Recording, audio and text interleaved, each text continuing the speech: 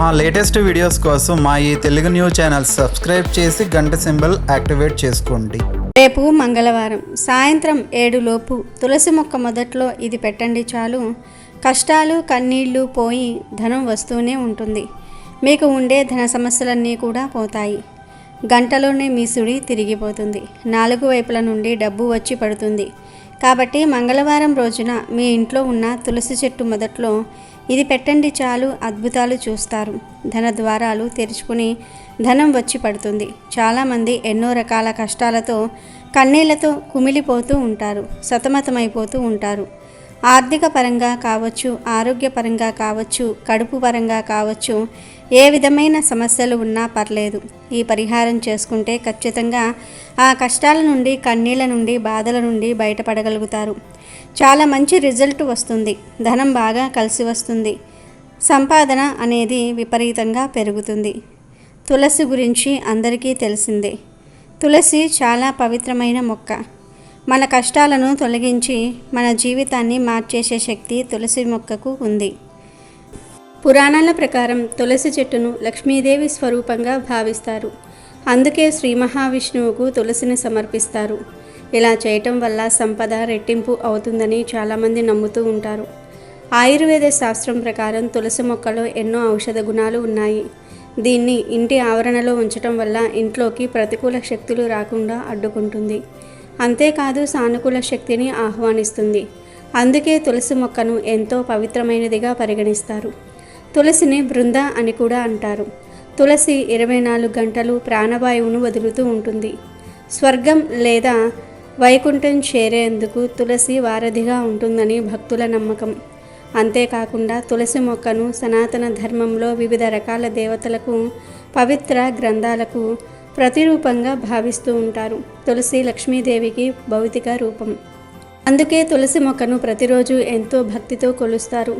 తులసి పూజ మానసిక ప్రశాంతతను పొందవచ్చు. తులసి కోట ఇంట్లో ఉంటే ఏమైనా వాస్తు దోషాలు ఉన్నా తొలగిపోతాయి. తులసి ఇంట్లో ఉంటే ఇంట్లోని వారి రోగ నిరోధక శక్తి కూడా పెరుగుతుంది. తులసి మొక్క దగ్గర ఎటువంటి పరిహారాలు చేసినా 100కు 100% ఫలితాలు వస్తాయని శాస్త్రాలలో ఉంది. మరి ఇంతకీ ఈ మంగళవారం రోజు తులసి మొక్క మొదట్లో ఏం పెట్టాలి అనే విషయాన్ని ఇప్పుడు మనం ఈ వీడియోలో వివరంగా తెలుసుకుందాం. అంతకన్నా ముందు ఒక పవిత్ర కథను విందాం. ఫ్రెండ్స్, ఫస్ట్ అయితే కామెంట్ బాక్స్లో ఓం శ్రీ తులసీదేవియే నమః అని కామెంట్ చేయండి. అలాగే ఈ వీడియోకి ఒక లైక్ కొట్టి మా ఛానల్ని సబ్స్క్రైబ్ చేసుకోవటం మర్చిపోవద్దు. పూర్వం ఒక ముసలి అవ్వ తన 4 కొడుకు కోడళ్లతో నివసిస్తూ ఉండేది. ఆ అవ్వకు దానగుణం ఎక్కువ. అలా దానాలు చేసి చేసి చివరకు తను చాలా పేదరాలు అయ్యింది. అయినప్పటికీ తన ఇంటి ముందుకు ఎవరు వచ్చినా ఏమీ లేదని పంపించేది కాదు. తనకు ఉన్నదానిలోనే ఎంతో కొంత దానం చేసేది. ఇది పెద్ద కోడలికి తప్ప మిగిలిన కోడళ్లకు నచ్చేది కాదు. ఆ అవ్వ పెద్ద కోడలికి అత్తగారంటే చాలా ఇష్టం. పెద్ద కోడలు అవ్వ ఏమి దానం చేసినా ఒక్క మాట కూడా అనేది కాదు. చాలా మంచిది. ఇక అవ్వ విషయానికి వస్తే అవ్వ చాలా మంచిది. అందరి కోడళ్లను సమానంగా చూసేది. అయితే అవ్వ చేసే దాన ధర్మాల గురించి, పుణ్యకార్యాల గురించి నారదుడు ధర్మరాజుకు చెప్పాడు. నారదుడు ధర్మరాజుతో ఇలా అంటాడు: భూలోకంలో ఒక అవ్వ నీకు మించిన దాన ధర్మాలను చేస్తుంది. దాని కారణంగా ఆమెకు నీ పదవిని ఇవ్వవలసిన పరిస్థితి రాబోతుంది అని పుల్లవేశాడు నారదుడు. ఆ మాటలు విన్న ధర్మరాజు, ఏంటి, నాకన్నా ఆ అవ్వ ఎక్కువ దానాలు చేసిందా? ఎవరు ఆమె ఎవరో తెలుసుకొని, ఆమె తనకంటే ఏ విషయంలో గొప్పదో తెలుసుకొని రమ్మని ధర్మరాజు యమధర్మరాజును భూలోకానికి పంపించాడు. యమధర్మరాజు సామాన్య మానవ రూపంలో ఒక పేదవాడిగా అవ్వ ఉన్న గ్రామంలో తిరగటం ప్రారంభించాడు. ప్రతి ఇంటి ముందుకు వెళ్ళి తన దగ్గర బట్టలు లేవు, కొన్ని బట్టలు దానం చేయండి అని అడిగాడు. కానీ ఎవ్వరూ కూడా తనకు సహాయం చేయలేదు. అలా అందరి ఇంటికి వెళ్ళి అడుగగా చివరికి అవ్వ ఇంటికి చేరాడు.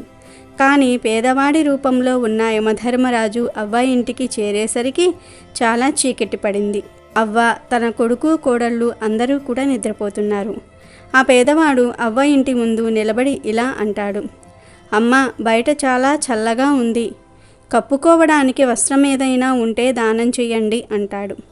ఆ మాటలు విన్న అవ్వ తన కోడళ్లను పిలిచి, బయట ఎవరో పిలుస్తూ ఉన్నట్లు ఉన్నారు, ఒకసారి బయట ఎవరైనా ఉన్నారేమో చూసిరండి అంటుంది. దానికి చిన్న కోడలు ఇలా అంటుంది, సమయం 12 అయ్యింది, ఇంత అర్ధరాత్రి వేళ ఎవరైనా వస్తారా? మీకంటే ఎలాగో నిద్ర రాదు కాబట్టి మీరే స్వయంగా వెళ్ళి బయట ఎవరు ఉన్నారో చూడండి, ఎందుకని మా నిద్రను చెడగొడుతూ ఉన్నారు అంది. ఆ మాటలు విని అవ్వ బయటకు వెళ్ళిపోయింది. ఇంతలో పెద్ద కోడలు వచ్చి, ఆగండి అత్తయ్య, నేను వెళ్ళి చూస్తాను అంటుంది. మిగతా కోడళ్ళు గదిలోనికి వెళ్ళిపోతారు. పెద్ద కోడలు బయటకు వెళ్ళి చూస్తుంది. అక్కడ పేదవాడి రూపంలో ఉన్న యమధర్మరాజుతో ఇలా అంటుంది, ఎవరండి మీరు? ఇంత రాత్రి వేళ ఇక్కడ ఏం చేస్తున్నారు? మీకు ఏమైనా సహాయం కావాలా అంటుంది. దానికి ఆ పేదవాడు, అమ్మ నాకు బాగా చలిగా ఉంది, దుప్పటి ఏదైనా ఉంటే దానం చేసి పుణ్యం కట్టుకో తల్లి అంటాడు. అప్పుడు పెద్ద కోడలు, ఒక్క నిమిషం ఇక్కడే ఉండండి అని చెప్పి తన అత్తగారి దగ్గరకు వెళ్ళి అతను చెప్పింది అంతా కూడా చెప్తుంది. దానికి అవ్వ పెద్ద కోడలితో ఇలా అంటుంది, సరే అయితే తనకు మీ మామగారు కప్పుకున్న కంబలిని ఇచ్చి మీ మామగారికి నా దుప్పటిని ఇవ్వు, మనం ఎలాగో కిటికీలు తలుపులు వేసి పడుకుంటున్నాం కాబట్టి అంతగా చలి వేయదు అంటుంది. ఆ మాటలు విన్న పెద్ద కోడలు సరే అత్తయ్య అని చెప్తుంది. పేదవాడికి తన మామయ్య కప్పుకున్న కంబలిని ఇస్తుంది. పెద్ద కోడలు ఇంట్లోకి వెళ్ళిపోయింది. అందరూ నిద్రించారు. పేదవాడి రూపంలో ఉన్న యమధర్మరాజు ఆ కంబలిని తీసుకొని అక్కడి నుండి కొంచెం దూరం వచ్చి యముడి రూపంలోనికి మారి ధర్మరాజు వద్దకు వెళ్ళాడు. నారదుడు చెప్పింది నిజమే. భూలోకంలో ఒక అవ్వ తన దగ్గర ఉన్న పాత కొత్త వస్తువులను దానం చేస్తుంది. చాలా పుణ్యాన్ని పొందింది ఆ అవ్వ అంటాడు. యముడు మాటలు విన్న ధర్మరాజు, ఆ అవ్వ నిజంగానే నా సింహాసనాన్ని పొందుతుందేమో. యమధర్మరాజా, నువ్వు ఒక పని చెయ్యి, ఆ అవ్వను యమలోకానికి తీసుకొనిరా అని చెప్తాడు ధర్మరాజు. అప్పుడు యముడు తన భటులను భూలోకానికి పంపించి ఆ అవ్వను తీసుకురమ్మని చెప్తారు. అవ్వ యమలోకానికి చేరుకుంటుంది. కానీ ఆమె నిలబడడానికి కొంచెం భూమి కూడా లేదు. చుట్టూ నీరే ఉంది. అది చూసిన అవ్వ, నేను భూలోకంలో చాలా దాన ధర్మాలను పుణ్యకార్యాలను చేశాను, అయినా నేను నరకానికి వచ్చాను అని నాకు బాధగా లేదు. కానీ యమధర్మరాజా, ఏమిటి ఇది? నాకు నిలబడడానికి కొంచెం కూడా చోటు లేదా అంటుంది. అప్పుడు యమలోకానికి ధర్మరాజు వచ్చి, నువ్వు చాలా పుణ్యకార్యాలు అయితే చేశావు, కానీ నువ్వు భూదేవి కథను వినలేదు, అందుకే నీకు ఇక్కడ నిలవడానికి భూమి దొరకటం లేదు. ఇక్కడనే కాదు, నువ్వు స్వర్గానికి వెళ్ళినా అక్కడ కూడా నీకు నిలబడడానికి భూమి దొరకదు అని ధర్మరాజు అవ్వతో చెప్తాడు. ధర్మరాజా, యమధర్మరాజా, మీ ఇద్దరూ చాలా పుణ్యాత్ములు కదా, అయితే నాకు సహాయం చేయండి. నేను నా కాళ్ళ కింద భూమి లేకపోతే నేను ఎలా నిలబడతాను? నాపై జాలి చూపించండి అంటుంది. అవ్వ మాటలకు ఆమె చేసిన దాన ధర్మాలను గుర్తు తెచ్చుకొని యమధర్మరాజు ఇలా అంటాడు, మీరు బాధపడకండి, మీకు నేను 7 రోజులు గడువు ఇస్తున్నాను.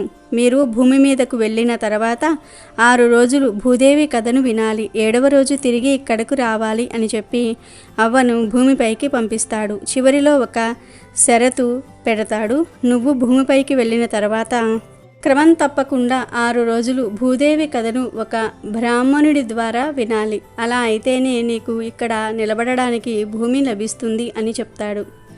అక్కడ భూలోకంలో అవ్వ చనిపోయింది అని అనుకుని ఆమెకు దహన సంస్కారాలు చేయటం ప్రారంభించారు. శ్మశానానికి దగ్గరలో ఉందనగా అవ్వ లేచి తన కొడుకులతో, నన్ను ఎక్కడికి తీసుకుని వెళ్తున్నారు? నేను ఇంకా చనిపోలేదు అంటుంది. ఆ మాటలు విని 4 కొడుకులు కోడళ్ళు ఆశ్చర్యపోతారు. ఆ తర్వాత అవ్వకు క్షమాపణ చెప్పి ఇంటికి తీసుకుని వెళ్తారు. చనిపోయిన అత్త తిరిగి రావటం చూసిన 4 కోడళ్లకు మతిపోయింది.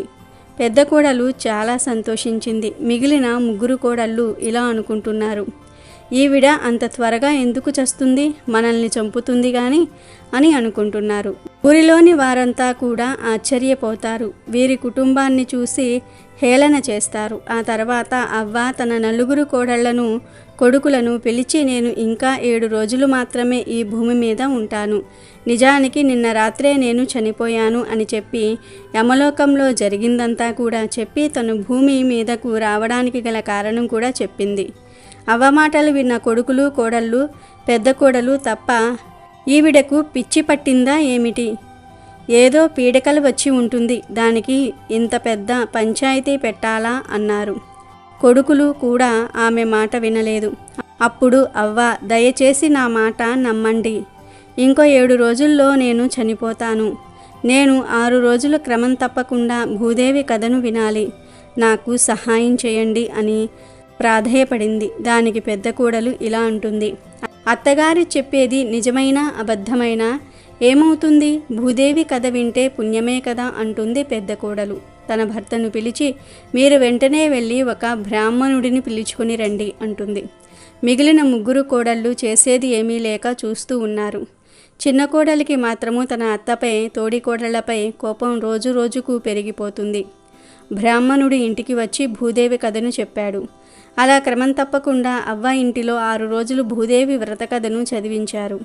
ఇక 7వ రోజు ఉదయాన్నే అవ్వ నీటితో నింపిన చెంబును, దారమును, 5 రూపాయల బిళ్ళను, బెల్లాన్ని తీసుకొని కొడుకు కోడళ్లను పిలిచింది. మీరందరూ కలిసి నాతో రావి చెట్టు వద్దకు రండి. అక్కడ భూదేవి కథను చివరిగా విందాం అంటుంది. ఈ రోజుతో నేను మీ అందరినీ విడిచి వెళ్ళిపోతాను. రేపు తెల్లవారేసరికి ఈ లోకాన్ని వదిలేస్తున్నాను అని చెప్తుంది. ఆ మాటలు విని కొడుకు కోడళ్ళు ఏమీ మాట్లాడరు. నిస్సహాయంగా చూస్తూ ఉంటారు. బ్రాహ్మణుడు అవ్వ తన 4 కొడుకు కోడళ్ళు రావి చెట్టు వద్ద భూదేవి కథను వింటారు. కథ పూర్తయిపోయిన తర్వాత అవ్వ లేచి తనతో తెచ్చుకున్న నీటిని రావి చెట్టు మొదట్లో పోసి కోడళ్లకు దారం ఇచ్చి చెట్టుకు కట్టమని చెప్పింది. 5 రూపాయి బిళ్ళలను, బెల్లాన్ని రావి చెట్టు మొదట్లో పాతిపెట్టి, అమ్మ భూదేవి, నేను చేసిన ఈ వ్రతాన్ని స్వీకరించు. నేను చేసిన పాపాలను క్షమించు. నాకు నిలబడానికి భూమిని ఇవ్వు అని భూదేవికి మొక్కుతుంది. అందరూ కలిసి ఇంటికి వెళ్తారు. అవ్వ తన కోడళ్లతో ఇలా అంటుంది, ఈరోజు నా చివరి రోజు. నాకు నవకాయ వంటలు చేసి పెట్టండి. నేను ఆనందంగా ఇక్కడి నుండి వెళ్ళిపోతాను అంటుంది. దానికి చిన్న కోడళ్ళు ఇలా అంటుంది, ఏమైందని మీకు నవకాయ వంటలు చేయాలి?